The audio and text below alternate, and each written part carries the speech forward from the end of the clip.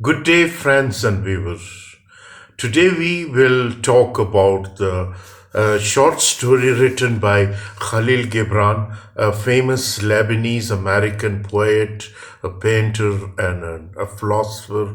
Khalil Gibran, a well known person in a literary circle. So, the story or the short story which I had chosen for you, the name of this is The Devil, or we can say this is the conversation of the devil and with the priest, a pastor and the Satan. With how this story start one evening. The pastor was out walking and he heard an anguished cry. He looked and saw a battered man lying in the gutter. His clothes were ripped and he was covered in blood.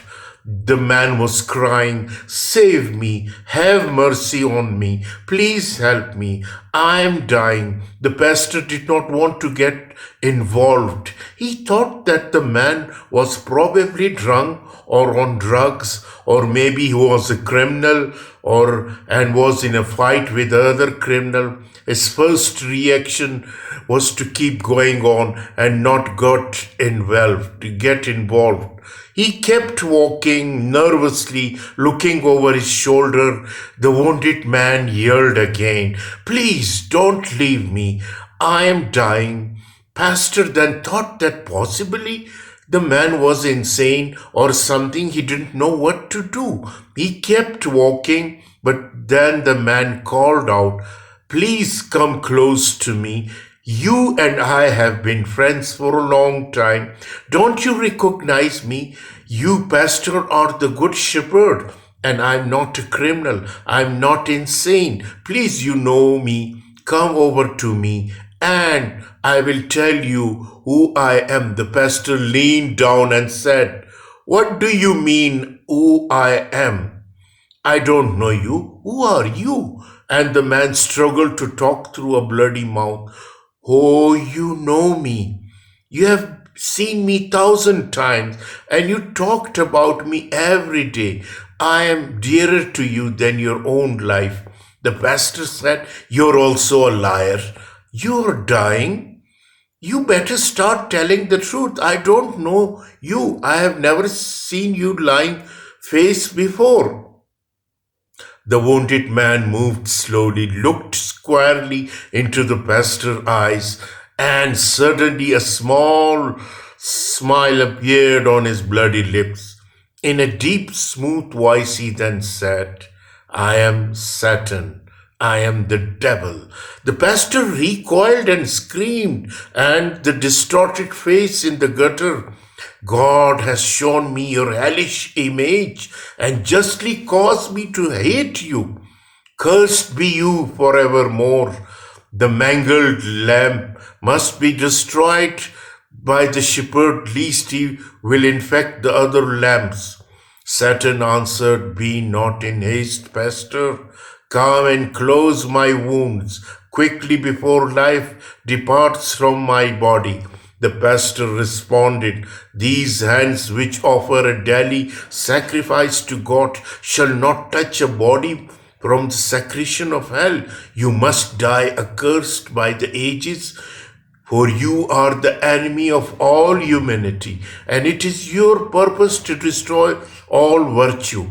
Satan painfully raised himself on one elbow. "You don't know what you are saying. You don't know what crime you are committing against yourself. Today I was walking alone, bothering no one, when a band of angels descended to attack me and severely injured me. I would have been able to drive them off if it had not been for one who had a blazing sword with two sharp edges. I simply had no power against the brilliant sword." Satan gasped and paused for a moment in an obvious pain. The armed angel, I believed his name was Michael, was an expert gladiator. Had I not fallen to the ground and pretended to be dead, he would have torn me to pieces. The pastor looked upward and said, "Blessed be Michael, who was saved humanity from this vicious enemy." Satan painfully looked up at the pastor and said, "You are blessed, Michael. You are blessing Michael, who never has come to your rescue.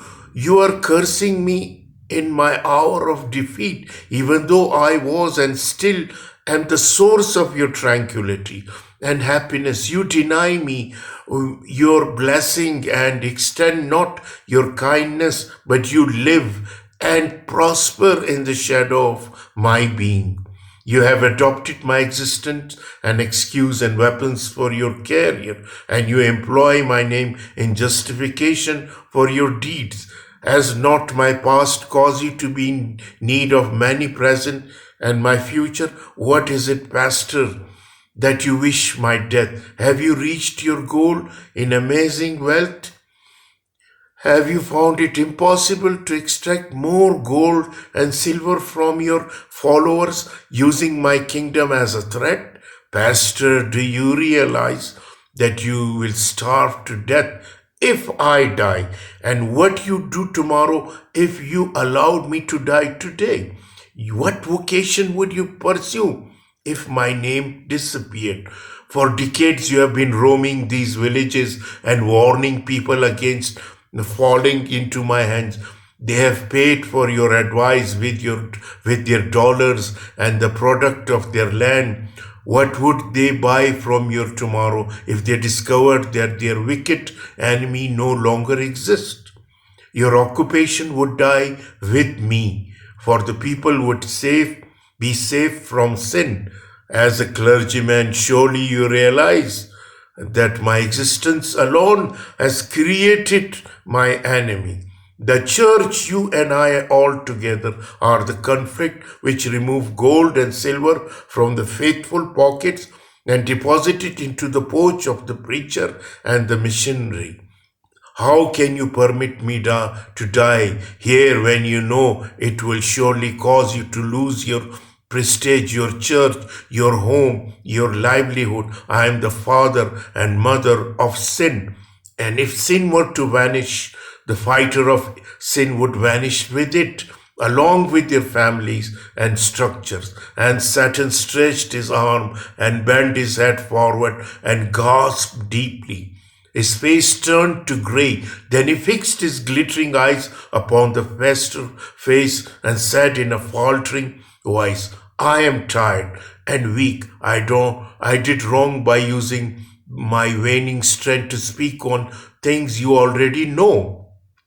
Now you may do as you please. You may carry me to your home and treat my wounds, or leave me in this place to die." The pastor quivered and rubbed his hands and replied, "I know what I had not known an hour ago. Forgive my ignorance. I know that your existence in this world creates temptation, and temptation is a measurement by which God adjusts the value of human souls." The pastor continued, "Satan, you must live. For if you die and the people know it, the fear of hell will vanish, and they will cease worshipping, for nothing be sin. You must live, for in your life is the salvation of humanity from vice and sin." Satan laughed and replied, "What an intelligent person you are, Pastor, and what wonderful knowledge you possess in theological facts. You have found through the power of your knowledge a purpose of my existence, which I had never understood. And now we realize our need for each other. Come close to me, my brother. Darkness is submerging the plains, and half of my blood has escaped upon the sand of this valley, and nothing remains of me but the remnants of a broken body, which death shall soon buy unless you render aid." The pastor then lifted Satan upon his back, and walked towards his home in the midst of those valleys, engulfed with silence and embellished with a veil of darkness. The pastor walked towards the village with his back bent under his heavy burden. His black raiment and the long beard were spattered with blood streamed from above him, but he struggled forward, his lips moving in fervent prayer for the life of the dying Satan. So this is the story of the Satan and the devil by Khalil Gibran, the conversation of a dying Satan or an injured Satan with a pastor or a church or with a priest. I hope you will enjoy this, the lesson which we took from this short stories, that life had two sides, a negative side and a positive side. So without negative side, positive cannot survive, and without positive, negative cannot survive. Thank you very much for your patient listening.